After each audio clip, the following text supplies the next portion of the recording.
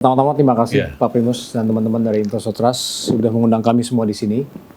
Saya kira terkait pertanyaan Pak Primus tadi, sebenarnya tidak usah terlalu pesimis ya Pak. Mungkin data beberapa tahun terakhir mungkin memang agak stagnan.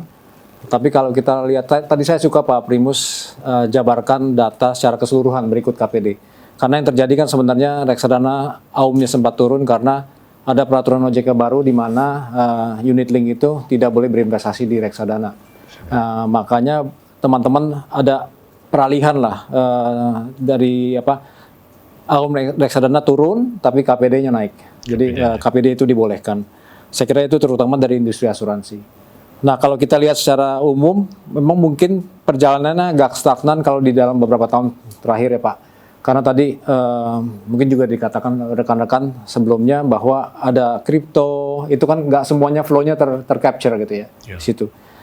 Jadi saya rasa I'm quite bullish Pak, untuk optimis untuk Indonesia. Saya rasa memang kita harus hitungannya beberapa tahun ke depan Pak, 5-7 tahun lagi. Memang AUM, asset under management per GDP kita sekarang sekitar 5%-an, 4,5%. Kalau kita belajar dari negara-negara lain, negara tetangga, Malaysia dan Thailand pun sekitar 25-35%. Saya rasa aset kita masih banyak ya Pak. Tapi memang itu ada hubungannya dengan wealth. Jadi yang tadi Pak Budi katakan, wealth creation penting sekali dan itu butuh waktu Pak. GDP per kapita kita sekarang hanya 5.000 di tahun ini. Butuh waktu untuk kita menuju ke 10.000. Dengan berjalannya waktu, saya kira 5-7 tahun lagi, we'll get there. AUM kita secara keseluruhan akan meningkat. Tapi tadi, balik lagi yang Pak Budi katakan, butuh kepercayaan. I cannot agree more bahwa bisnis manajer investasi itu bisnis kepercayaan. Dengan berjalannya waktu, mudah-mudahan teman-teman investor semua bisa lebih mengerti. Sebenarnya kita butuh literasi dan edukasi lebih lanjut sih Pak. Ada satu mungkin yang saya katakan, nanti rekan-rekan yang lain bisa menambahkan. Ada yang rekan-rekan investor itu harus mengerti bahwa di Indonesia sebenarnya aturan OJK sudah cukup baik. Kita dalam manajer investasi, dalam mengelola KPD maupun reksadana itu sudah diatur, dan yang paling penting terutama dana itu semua dimasukkan ke dalam custodian account, bank custodian. Kalau saya dari pengalaman saya di luar negeri, ada fund-fund tertentu di luar yang self custody Pak. Jadi asetnya pun dipegang dan dimiliki dikelola oleh manajer investasi. Kalau di Indonesia sudah diatur secara terpisah.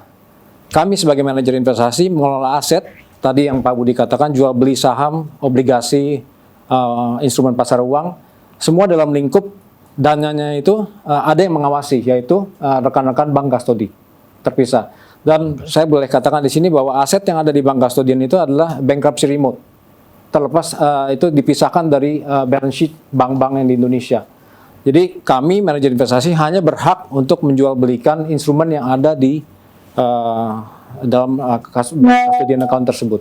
Jadi ini sebenarnya suatu pengawasan yang sudah cukup baik ya. Jadi kami tidak bisa transfer uang seenak-enaknya ke dalam ke profit and loss perusahaan manajer investasi tersebut gitu ya. Nah, tentu saja ada celah-celahnya ya, bisa saja ada yang tradingnya tidak benar.